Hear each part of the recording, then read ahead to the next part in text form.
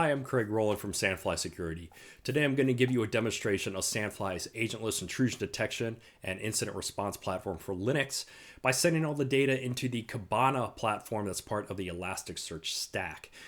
Sandfly sends all of its events natively to the Kibana stack. We have a JSON output, but we can also send it equally well to platforms such as Splunk.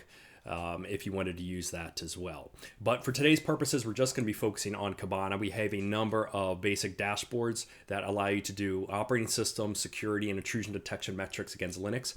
Everything you see today is being done agentlessly. And what I mean by that is we have no software loaded on the endpoints of these Linux systems. We're running a variety of Linux systems out here.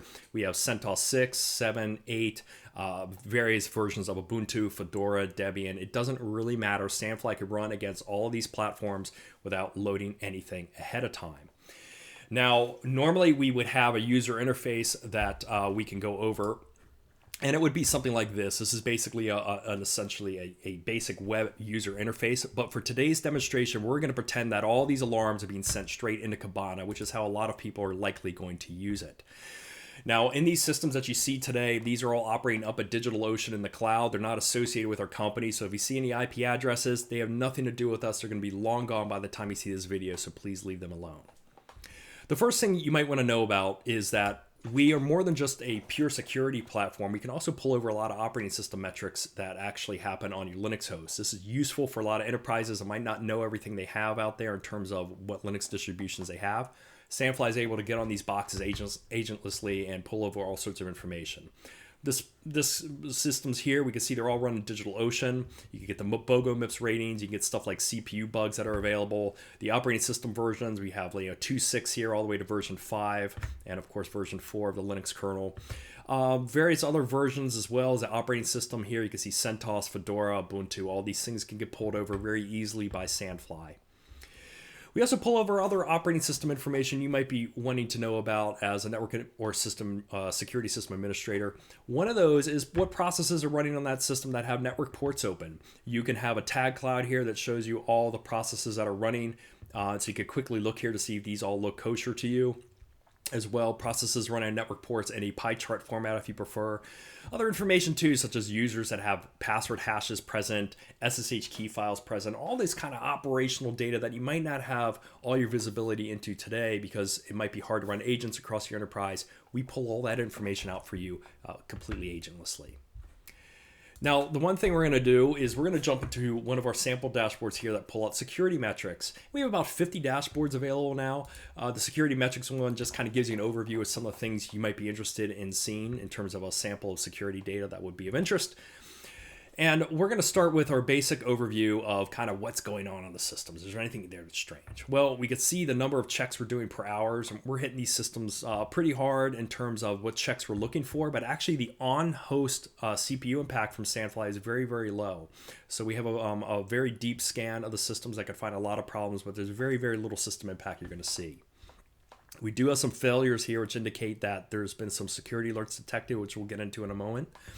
We can see other information that might be interesting to you, such as, for instance, all the failed logins. This is the top 25 failed logins we see. These are live hosts on the internet. And really, the first failed login started coming in within about 5 seconds after I pulled down the firewall. So you're instantly getting attacked.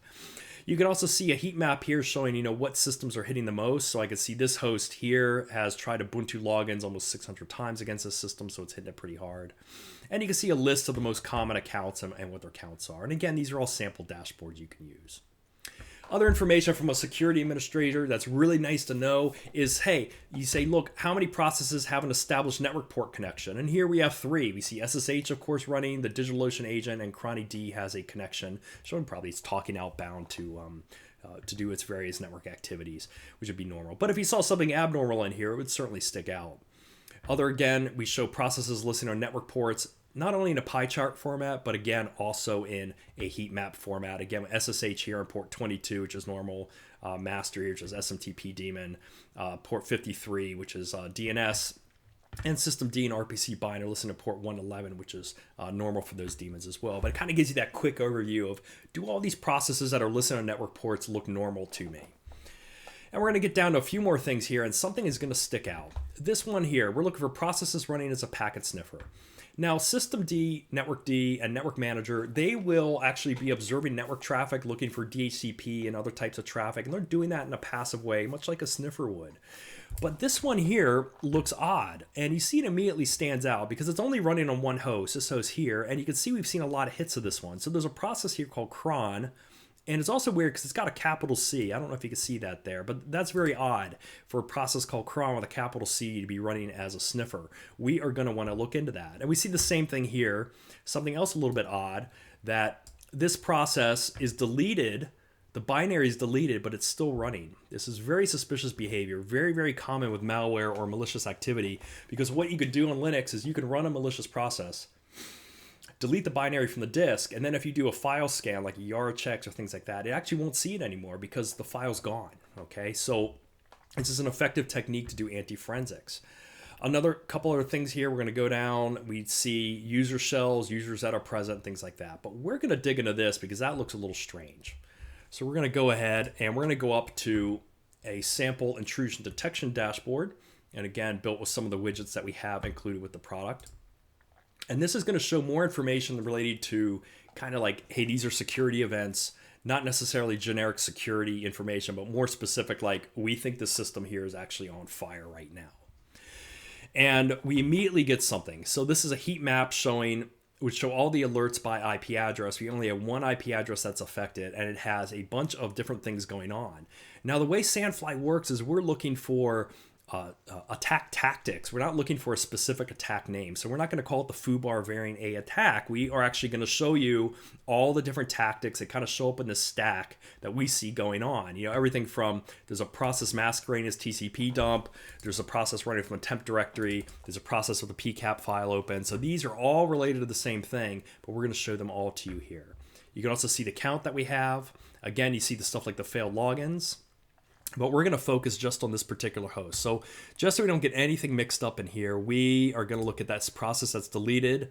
We are going to only look for the header host name that has that IP address in it. So we're only going to be seeing now the data from that one host. So Kibana's filtering this for us. So all these alerts coming in, we just got them back. These are only alerts that are happening on that one host. We could see a lot of admin login attempts here. We could see the top 25 failed logins. We could see no immutable binaries, no common sniffer names running, but we do see a process running from a temp directory. That's very bad. Again, this cron has started, you could see it starting to stick out here a bit suspiciously. Going down here, cron again, users with SSH keys present. We see root, that's normal. This again, we see our friend cron, and here this is something odd. Users with password hashes present. A lot of people don't allow password hashes to be used. So the fact that we now have an account here called Johnny with a password hash present for login would be very strange. You'd want to look at that. And finally, here is something odd too. Intrusion detection. We said UID 0 username. What this is saying is, here it's very simple. It shows all usernames with a UID 0 root user ID, but they're not named root necessarily. So here we of course get root, which is going to be UID 0. We would expect that. This should be 100%. But here we get Johnny. What this is saying is Sandfly is pulling up user data and it's saying this user Johnny has a UID of 0. So we think definitely this system's got a problem. Now that we've identified that this user Johnny is a person of interest to us, we're going to dig in a little bit deeper. And we're going to pull some information up. So I already had in here a search, but I'm going to type it again just so it looks a little bit more legit here. You'd be data, results, process. We're going to check the environment because it is very common to have a username associated with processes that were started by that user. And Kibana's pulling back some information here. We have 843 hits. We see here some processes that are running from this user. Process named cron has a packet capture PCAP file list open. Yep, we already know that. And this has down here information about that binary if it was present. We could see the command line here. This is very suspicious. This is telling me this is probably a sniffer grabbing FTP port there, 21, SMTP, port 143 and 110, and it's dumping them to a file called firewall.pcap. We could see here the process environment, that this user Johnny is the one who started this process, so we already know that's going to be our bad seed. We have other information about that process running as well. One thing in particular here is we have the cryptographic hashes of that process. So as we go through here, I'm going to grab that hash. We're going to run another search. Okay, data, results, process, oops. Let's see here. If I could type process hash SHA-1 keyword, there we go, and then we're gonna just paste in that SHA-1 hash we just found,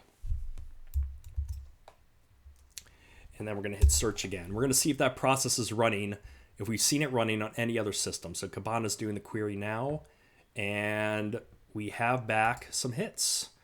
And what do we see here? It's the same host here. We pulled over a recon list. So we said again that process cron. So the only process we've seen there, we've seen that one running. Again, it's the same IP address. So we're only seeing this process with that hash running on this one host. That's good. That means only that one host is isolated. But this kind of gives you an idea of what you can do. You can start digging into that process. You could look up user IDs. You could look up usernames that are associated with it. You can start digging into individual files. It's very easy to take all this data into Kibana, use your own dashboards to graph everything out, or to do your own searches or your own unique graphing in terms of what you want to look for in terms of operating system metrics, security metrics, and intrusion detection metrics.